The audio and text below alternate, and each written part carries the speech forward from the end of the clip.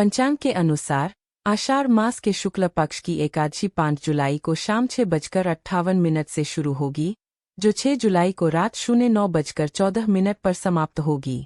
ऐसे में उदया तिथि के हिसाब से देवशयनी एकादशी का व्रत 6 जुलाई 2025 रविवार को रखा जाएगा। इस क्या करना चाहिए और क्या नहीं, जिससे होंगे लक्ष्मी नारायण प्रसन्न। श्री शिवाय नमस्तुभ्यम। आपका स्वागत है हमारे चैनल ज्ञानलोक में। इस वीडियो में मैं आपको बताऊंगी कि देवशयनी एकादशी कब है और इस दिन क्या खाना चाहिए और क्या नहीं खाना चाहिए। ये जानने के लिए आपको वीडियो को अंत तक देखना होगा। देवशयनी एकादशी 2025 चौघरिया मुहूर्त। लाभ उन्नति 8:45 से 10:28। अमृत सर्वोत्तम 10:28 से 12:11। शुभ उत्तम दोपहर 1:54 से 3:38। शुभ उत्तम शाम 7:04 से 8:21। अमृत सर्वोत्तम शाम 8:21 से 9:38। हिंदू पंचांग के अनुसार देवशयनी एकादशी का पारण 7 जुलाई को सुबह 5:29 से सुबह 8:16 तक किया जाएगा। इस साल देवशयनी एकादशी पर त्रिपुष्कर रवि योग के साथ अनुराधा नक्षत्र का निर्माण हो रहा है। बता दें कि इस दिन त्रिपुष्कर योग रात 9:14 से 10:42 तक है और रवि योग सुबह 5:56 से रात 10:42 तक रहेगा।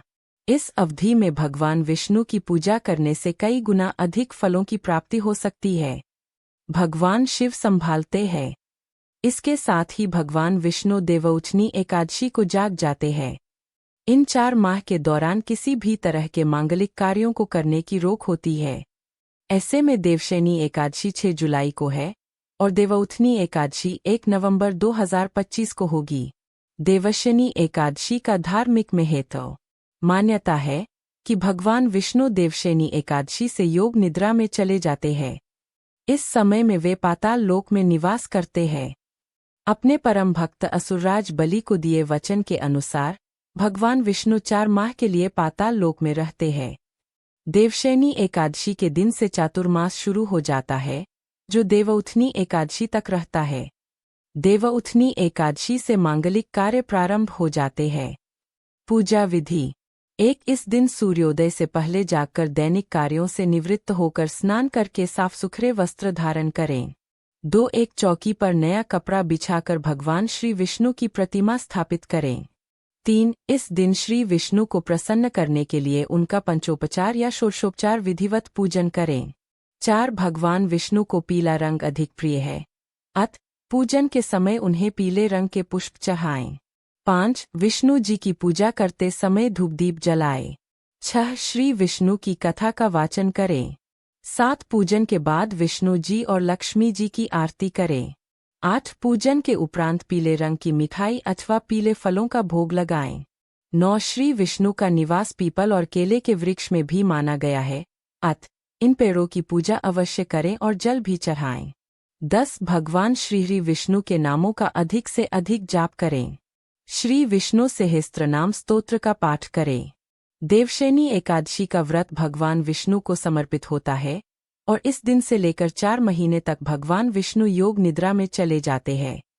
इसलिए इस एकादशी को देवशयनी एकादशी कहते हैं। इस दिन से चातुर्मास का आरंभ माना जाता है।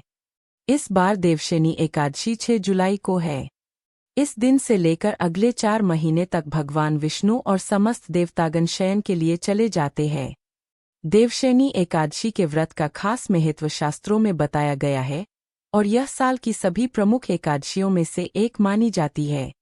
देवशयनी एकादशी का व्रत रखने में खानपान से जुड़े कुछ नियमों का पालन करना अनिवार्य होता है। जो भक्त इन नियमों का पालन किए बिना व्रत करते हैं, उनका व्रत अधूरा माना जाता है। तो आइए जानते हैं देवशयनी एकादशी व्रत में खाने पीने को लेकर शास्त्रों में कौन से नियम बताए गए हैं।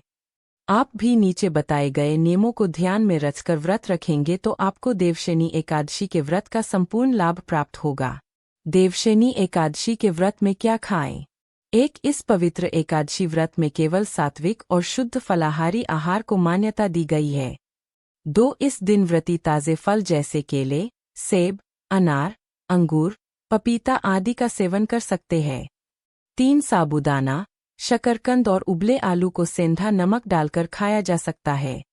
कुट्टू, सिंघाड़ा या राजगिरा के आटे से बनी पूरी, पकौड़ी या हलवा उपवास के लिए उपयुक्त माने जाते हैं। 4 दूध, दही, मठा, घी और शुद्ध मिश्री या शहद का सेवन भी शुभ रहता है। 5 व्रतधारी चाहे तो साबूदाना खिचड़ी, आलू की सब्जी या फलाहारी खीर बना सकते हैं। 6 इस दिन केवल सेंधा नमक का उपयोग करना चाहिए, जो शुद्ध और व्रत में मान्य होता है। 7 तुलसी मिश्रित जल पीना भी विष्णु कृपा का कारक माना गया है। देवशयनी एकादशी के व्रत में क्या न खाएं? 1 इस दिव्य व्रत में सभी प्रकार के तामसिक, राजसिक और अनाजयुक्त आहार वर्जित होते हैं। 2 चावल विशेष रूप से निषिद्ध है, क्योंकि शास्त्रों के अनुसार एकादशी के दिन चावल खाने से पाप फल की प्राप्ति होती है। 3 गेहूं, मैदा, बेसन, उड़द, मूंग, मसूर, राजमा, चना और अन्य सभी दालों एवं अनाजों का सेवन इस दिन नहीं करना चाहिए। 4 प्याज, लहसुन, अंडा, मांसमछली और शराब जैसे तामसिक पदार्थों का सेवन पूर्णतः निषिद्ध है। जो लोग व्रत नहीं करते हैं, उनको भी ये सभी वस्तुएं नहीं खानी चाहिए। 5 पैकेट बंद फूड, नमकीन, बिस्किट, चॉकलेट, मैदा युक्त कोई भी उत्पाद वर्जित है, क्योंकि इनमें सामान्य नमक और रिफाइंड तेल होता है। सामान्य नमक का प्रयोग वर्जित है। केवल सेंधा नमक ही व्रत में शुद्ध माना गया है। 6 इसके अतिरिक्त मसालेदार, तला भुना या अत्यधिक चिकनायुक्त भोजन शरीर और मन दोनों की शुद्धता को प्रभावित करता है, इसलिए उसे परहेज करना चाहिए। देवशयनी एकादशी के व्रत का पारण कैसे करें? देवशयनी एकादशी व्रत का पारण द्वादशी तिथि के दिन प्रातःकाल सूर्योदय के बाद किया जाता है। व्रती को सबसे पहले प्रातः स्नान कर शुद्ध वस्त्र धारण करने चाहिए। इसके बाद भगवान श्रीहरि विष्णु की पूजा करनी चाहिए, जिसमें पीले पुष्प, तुलसी पत्र, धूप, दीप और नैवेद्य अर्पित करें। नैवेद्य में फल, मिश्री, मिठाई या कोई भी शुद्ध सात्विक आहार हो सकता है। पूजा के समय नारायणाय नमः या विष्णुवे नमः मंत्र का जप करें। पूजा के बाद किसी योग्य ब्राह्मण को अन्न, पीले वस्त्र, दक्षिणा या फल आदि दान करना परम पुण्यकारी माना जाता है। इसके पश्चात व्रती स्वयं शुद्ध सात्विक भोजन ग्रहण करें। ध्यान रखें कि यह भोजन द्वादशी तिथि में सूर्योदय के बाद और मध्याह्न 12 बजे से पहले करना शुभ और शास्त्र सम्मत होता है। पारण के दिन भी तामसिक पदार्थ, चावल, प्याज लहसुन से युक्त भोजन का त्याग आवश्यक है, ताकि व्रत का संपूर्ण पुण्य फल प्राप्त हो सके। अगर आपको वीडियो में दी गई जानकारी अच्छी लगी हो तो वीडियो को लाइक और मेरे चैनल ज्ञानलोक को सब्सक्राइब करना मत भूलना।